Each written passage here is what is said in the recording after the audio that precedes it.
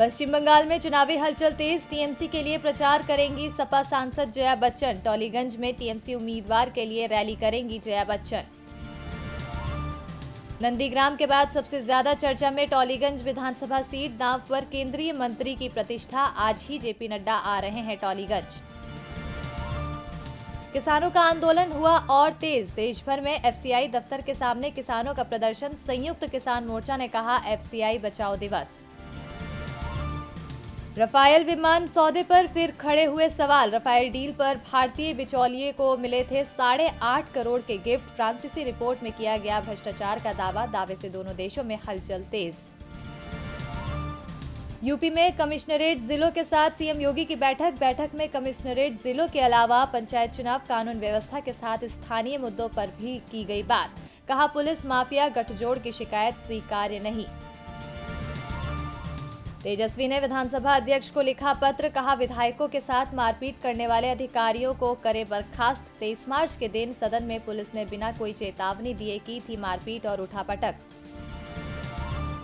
ओडिशा के राज्यपाल से बीजेपी प्रतिनिधि मंडल की मुलाकात आज। स्पीकर के पक्षपातपूर्ण रवैये की करेगा शिकायत। बीजेपी नेता प्रदीप्ता कुमार नाइक ने कहा स्पीकर विपक्ष को सदन में बोलने की इजाजत नहीं दे रहे।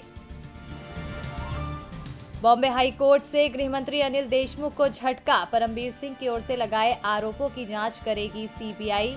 15 दिन में शुरुआती रिपोर्ट देगी सीबीआई।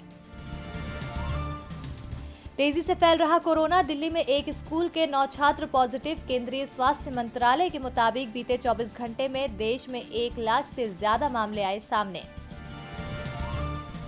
नए शासनादेश के बाद अब यूपी की राजधानी लखनऊ में नए सिरे से कंटेनमेंट जोन का गठन। एक संक्रमित मिलने पर अब 20 घरों को बनाया जाएगा कंटेनमेंट जोन। 3 अप्रैल तक मिले मरीजों के अनुसार शहर में 681 माइक्रो कंटेनमेंट जोन। नेपाल में शुरू होगा कोविड-19 टीकाकरण का दूसरा चरण। चीन की तरफ से दान किए गए टीकों का होगा इस्तेमाल। वियतनाम नेशनल असेंबली ने गुएन जुआन फुक को नए राष्ट्रपति के रूप में चुना। 97.5% बहुमत के साथ हुआ चुनाव।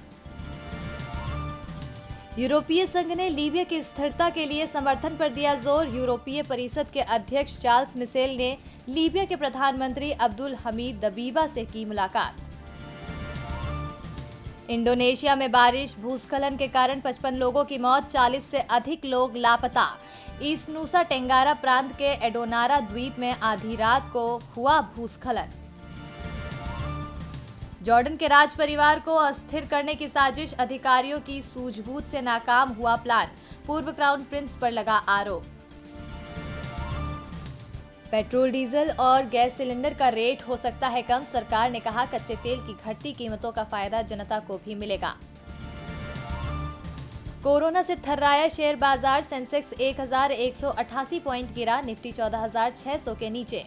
एक्सपर्ट ने दी सलाह, आईटी और फार्मा के शेयरों की खरीदी में अभी जोखिम नहीं।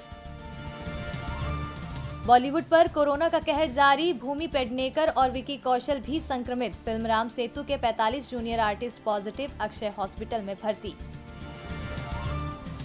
कमल हसन ने दिया बड़ा बयान। आरोपों पर बोले कमल हसन, देखते हैं कौन राजनीति से गायब होता है। अगर राजनीति में सिनेमा रोड़ा बनता है तो फिल्में छोड़ दूंगा। आईपीएल बन सकता है दुनिया की सबसे बड़ी लीग। एक मैच से मिलने वाला रेवेन्यू एनबीए और एमएलबी से भी आगे। अब टीमें और शहर बढ़ाने की जरूरत।